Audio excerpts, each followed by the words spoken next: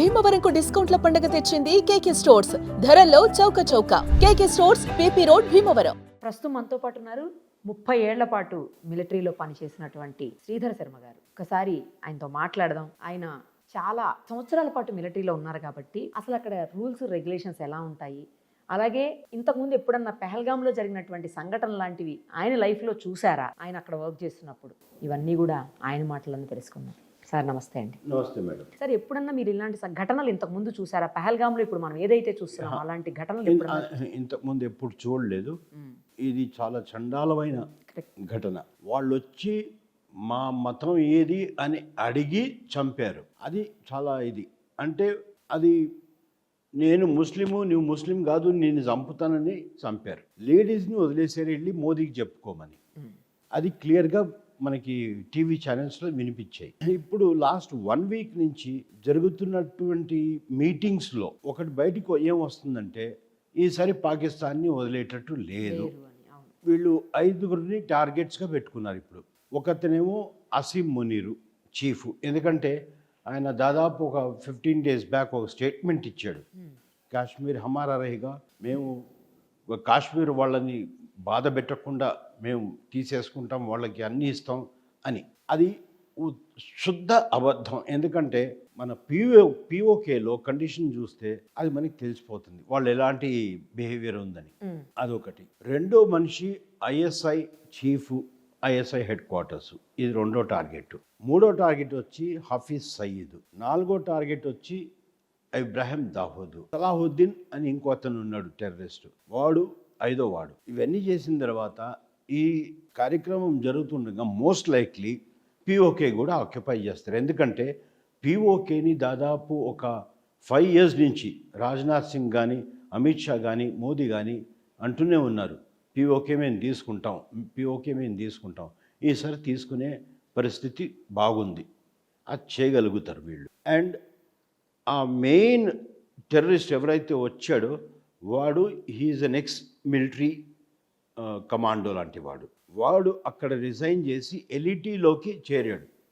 ఎల్ఈటీలోకి చేరి వాడు ఇవన్నీ జరిపించింది, వాడే ప్లానింగ్. వీళ్ళు ఏం చేశారంటే అక్కడ ఒక ఫెన్సింగ్ని కట్ చేసి లోపలికి వచ్చి సుమారు టైం నుంచి అక్కడ చిన్న చిన్న ఘటనలు జరిగించిన తర్వాత ఈ పెద్ద ఘటనకు వచ్చింది. ఇప్పుడు వీళ్ళు 4 పరిగెత్తుతున్నారు. 4 చోట్ల వీళ్ళని లొకేట్ చేశారు, కానీ వాళ్ళని పట్టుకోక ముందనే వాళ్ళు ఆ ఫారెస్ట్లోకి మాయమైపోయారు.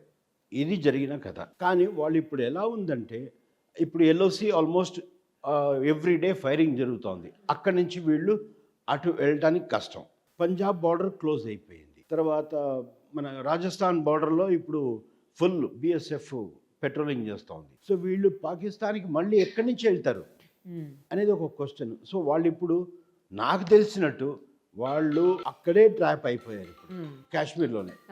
సో పట్టుబడడం ఇప్పుడు కాకపోతే ఇంకో 4 రోజుల్లో పట్టుబడతారు అంతే. ఇంకా వాళ్ళు చావడమే, అది తప్పితే ఇంకేం ఉండదు.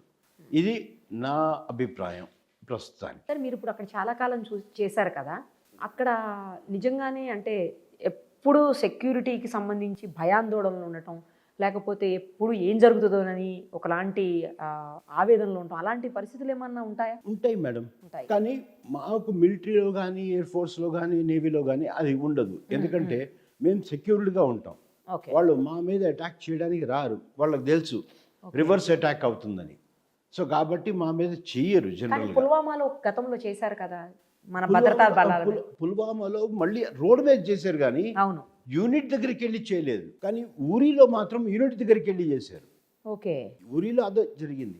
పుల్వామాలో యూనిట్ దగ్గరికి వెళ్ళి అసలు చేయలేదు. వాళ్ళు మామూలుగా నేషనల్ హైవేలో వెళ్తుంటే కొట్టారు ఐఈడి బాంబు పెట్టి.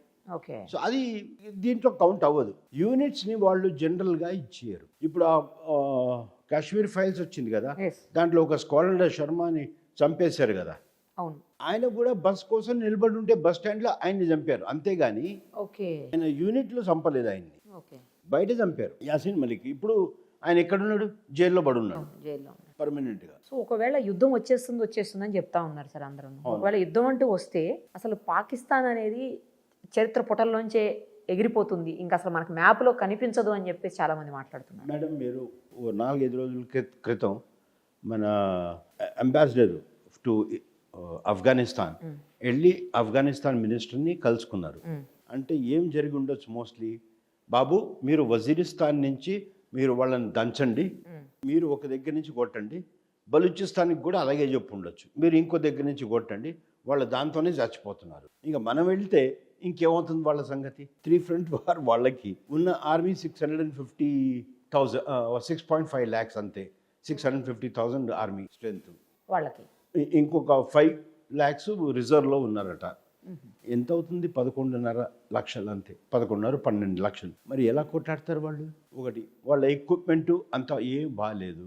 ఓకే. ఈ J-17 అంటారు కానీ అది మలేషియా వాళ్ళు ఆల్మోస్ట్ 7 years బ్యాక్ దాన్ని జంక్ యార్డ్లో పంపించేశారు. పనిచేయదు, ఇది ఎగరదు, చాలా ప్రాబ్లమ్స్ వస్తున్నాయని. సో అలాంటి ప్రోడక్ట్స్ని చైనా వీళ్ళకి ఇచ్చారు. వీళ్ళు ఏం కొట్టాడతారు? ఆ F-16 మన MiG-21ని తట్టుకోలేకపోయింది అభినందన్ కేసులో. ఇప్పుడు రఫేల్స్ ఉన్నాయి, దాన్ని ఏం తట్టుకుంటాయి ఇవి? సో ఎక్విప్మెంట్ వైజ్ మనది చాలా ఇదిగా ఉంది. ఈవెన్ బ్రహ్మోస్ కూడా it's one of the best missiles in the world ఈ టైంలో. అది అడ్వాంటేజ్ మాకు. ఇంకా బోల్డ్ అని వెపన్స్ కొత్తగా మోదీ గారు 10 సంవత్సరాల నుంచి ఇప్పిస్తూనే ఉన్నారు. సో కాబట్టి defence has improved a lot and morale is very high. మొరాల్లో ఏ తక్కువ లేదు. రేపు నన్ను పిలిస్తే నేను వెళ్ళి అక్కడ కూర్చొని అట్లీస్ట్ ఫీల్డ్ వర్క్ కాకపోతే టేబుల్ వర్క్ అయినా చేయడానికి రెడీగా ఉన్నాను. Super sir. అది ఆ లెవెల్ మా thinking. Right sir, thank you. మీకు అక్కడ ఉన్న అనుభవాలన్నింటినీ మాతో షేర్ చేసినందుకు thank you so much. Thanks madam. Suman టీవీలో మీ పర్సనల్ అండ్ బిజినెస్ ప్రమోషన్స్ కోసం కింది నెంబర్కి కాంటాక్ట్ చేయండి.